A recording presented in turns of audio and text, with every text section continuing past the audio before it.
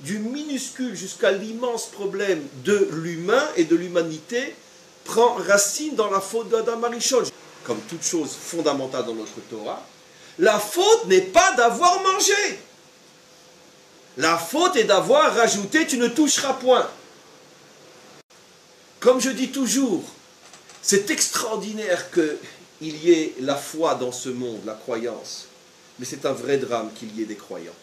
Du minuscule jusqu'à l'immense problème de l'humain et de l'humanité prend racine dans la faute d'Adam Arishon. Je parle encore une fois selon la vision, l'approche et l'explication juive de la Torah. Et donc, même pourquoi tu ne m'as pas dit bonjour alors que je t'ai dit bonjour, je t'ai pas vu. Même ça prend racine dans la faute d'Adam Arishon. Tout est là-bas. Ne parlons pas des guerres et de pire encore. Et surtout que le mari dit, Dieu m'a dit de te transmettre que ni manger ni toucher. Donc, est-ce qu'elle a fait? Elle a dit betmimout, elle a dit innocemment au nachash, on ne touche pas, on ne mange pas. Qu'est-ce qu'a fait le nachash? Il l'a poussé sur l'arbre et il lui a dit, dis-moi, t'es morte? Non. Alors il s'est fichu de toi. De la même manière que t'es pas morte en touchant, tu ne mourras pas en mangeant. Elle a dit, il a raison. J'ai touché, je suis pas mort, donc je peux manger, je mourrai pas. Elle a mangé. D'où l'explication pourquoi on appelle ça la faute de Adam et non la faute de Chava. Ça fait 3500 ans, 6000 ans, pardon. Enfin, oui, 6000 ans, ça fait 3500 ans qu'on a la Torah, mais l'histoire parle de ce qui s'est passé il y a 6000 ans. Ça fait 6000 ans que l'on parle de la faute de Adam.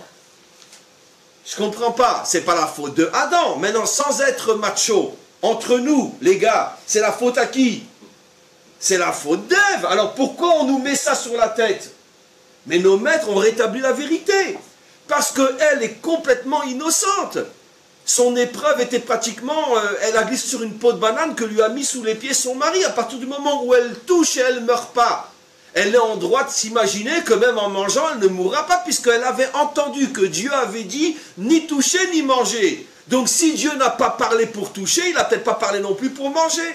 Donc finalement, c'est pour ça que nos maîtres disent c'est la faute de Adam. Pourquoi as-tu rajouté?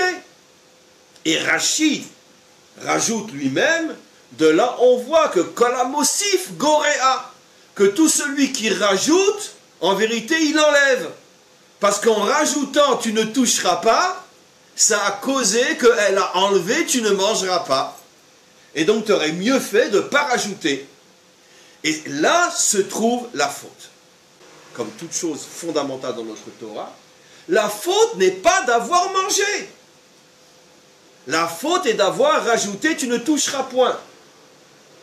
D'avoir exagéré, d'avoir mahmirisé, comme on dirait en français mahmir, d'avoir sévérisé, aggravé, bravo, c'est le mot, d'avoir aggravé l'interdit.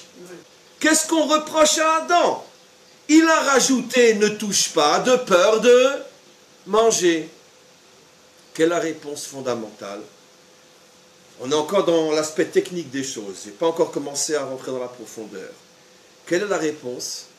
C'est parce que nos maîtres ont l'honnêteté de dire la Torah t'interdit uniquement de cuire et de manger ensemble, et nous, pour te protéger, nous rajoutons sépare 6 heures entre les deux. C'est de nous, c'est pas la Torah, c'est de nous. Mais écoute-nous, parce que nous, on veut ton bien et de peur que tu en arrives à.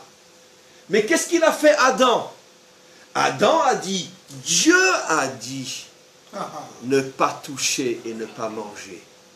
Dieu a dit. Et là, c'est très grave, parce que si tu viens faire un rajout, même dans le but de protéger, mais que tu t'appropries le droit de parler au nom de Dieu, alors là, c'est très grave. Ce qui veut dire que l'essence, et maintenant je commence à décoder tous ces codes et toutes ces fables de La Fontaine. Qu'est-ce qui se cache derrière ça? Nos maîtres nous montrent ici quelque chose de fabuleux. Que ce qui est à l'origine du mal, et ça je vais le redire 3 fois parce que sinon vous n'allez pas comprendre ce que je dis. L'origine de tous les problèmes de l'humanité est la tentative, la folie, l'orgueil de l'homme de se prendre pour Dieu. Parce que qu'est-ce qu'il a fait Adam quand il a dit Dieu a dit? Ben, tu t'es pris pour Dieu. Toi, tu n'es qu'un homme, toi. Tu n'es qu'un homme qui doit gérer la relation à Dieu. Mais tu n'es pas Dieu, ne parle pas en son nom. Qui tu es pour parler au nom de Dieu? Dieu a dit. Je vais faire un raccourci maintenant, je vais rentrer dans le terre à terre et après je reviendrai dans le profond. Très souvent, vous entendez quelqu'un qui vous dit attends, mais qu'est-ce que tu veux, c'est interdit, la Torah elle interdit de faire ça. C'est toi qui parles, c'est toi qui me dis, viens on va voir. Pour l'instant dis, Shimon dit il est interdit, c'est la Torah, tout de suite la Torah dit, mais attends, t'es la Torah toi? T'es la Torah toi? Et très souvent, quand on commence à réfléchir et à rechercher, on se rend compte que non, que c'est un avis qui dit, mais il y a des avis qui disent différemment, et même cet avis qui dit, lui-même il a compris d'une certaine manière, finalement c'est plus la Torah qui dit, c'est Shimon qui dit. Shimon, avec tout le respect, je veux dire, j'ai pas envie de faire selon Shimon. C'est la Torah. Tout de suite la Torah. On a du mal à se rendre compte que quand on est porteur de vérité, on a tendance à se sentir être la vérité. Comme je dis toujours, c'est extraordinaire qu'il y ait la foi dans ce monde, la croyance. Mais c'est un vrai drame qu'il y ait des croyants. C'est de moi si vous sortez un jour. Généralement, je le dis dans mes cours en hébreu. Tov me'od sheyesh emuna ba'olam, aval chaval me'od sheyesh ma'aminim. Pourquoi? Ça sent beaucoup mieux en hébreu qu'en français. Parce que la croyance est indispensable. Mais les croyants ont détruit le monde. Parce que les croyants se prennent pour Dieu. Et quand tu te prends pour Dieu, à ce moment-là, ça devient catastrophique. Réfléchissons sur Adam. Pourquoi Adam, à votre avis, il a rajouté à Chava ne touche pas? Parce que justement, c'est le problème de tous ceux qui s'identifient à la vérité au point de se dire « je suis la vérité ». Ils ont toujours tendance à regarder les autres comme étant des faibles, des petits, Et donc, oh, je lui fais pas confiance, elle. Hein. Si jamais je lui dis simplement pas manger, j'imagine, elle va commencer à s'approcher, elle va toucher, elle va sentir, elle va savoir, elle va pas manger. Tout de suite, un regard critique sur l'autre. L'orgueil, la pédance, le dédain, et après le fanatisme, le racisme, l'exclusion, sont tous les défauts des hommes de Dieu, de ceux qui s'imaginent qu'ils peuvent parler au nom de Dieu.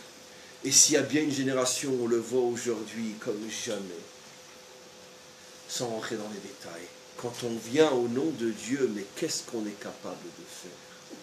Qu'est-ce qu'on est capable de faire au nom de Dieu? Qu'est-ce qu'on est capable de faire? Et voilà que nos maîtres nous expliquent, après je vais le descendre au niveau de chacun d'entre nous, que la racine de toutes les fautes, c'est pas comme on continue à nous l'expliquer aujourd'hui, les rabbins du dimanche, où il y a le Yetzer Hara qui nous pousse à aimer l'argent, les femmes, le pouvoir. Il faut être plus fort que son Yetzer Hara, son mauvais penchant, et ses pulsions mauvaises, animales. Soyez des hommes, soyez pas des animaux. Voilà que je vous apprends quelque chose de complètement nouveau aujourd'hui. Plus un homme tend vers la perfection, et plus il est dangereux. Pourquoi? Parce que s'il s'identifie à son idéal, il va devenir exécrable. Il va regarder tout le monde de haut, il va écraser le monde entier, et il sera lui la source de tous les problèmes de l'humanité.